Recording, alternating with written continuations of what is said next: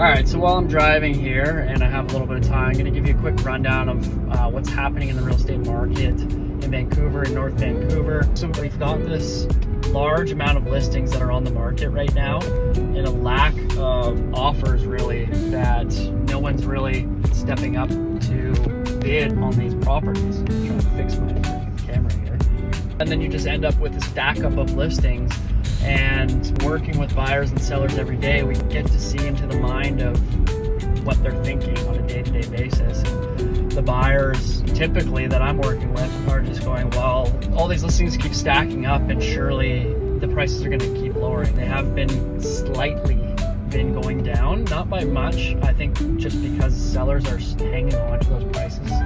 They've just got a death grip. We want to lower the prices, which is fair enough. I think people just got so used to prices going higher and higher and higher every year. This is a really hard reality for a lot of them to accept. What's the alternative, really? Take it off and wait until the fall market and hope that it's better then, but really no one's got a crystal ball, and it could very well be worse. You either sell it for a discount today and potentially lose out on earnings in the fall, but then you've got it done, or you hold out for the price that you want, which unfortunately I think for a lot of people is not really happening. We're finding even that it's hard to even just get an offer. We've got some great products on the market at the moment, some great houses that should move quickly.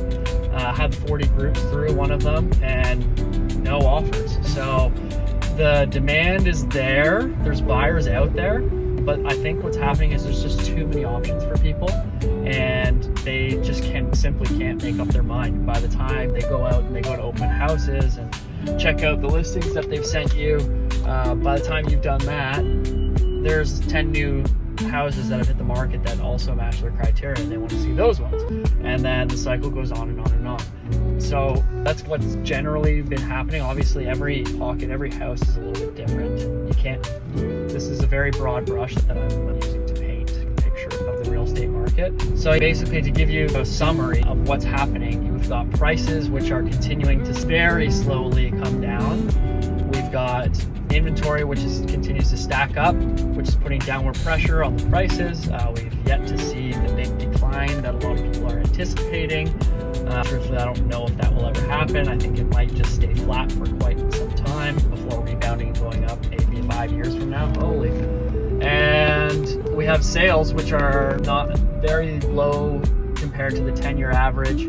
And so take all that into consideration. We're in a buyer's market.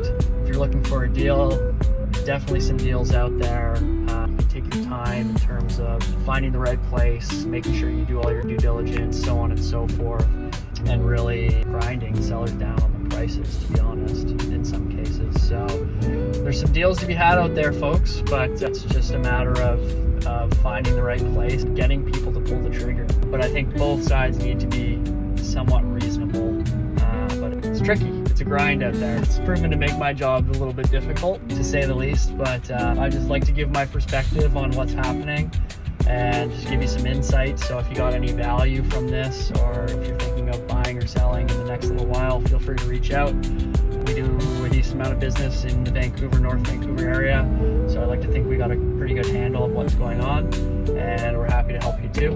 And thanks so much for watching. We'll see you next month.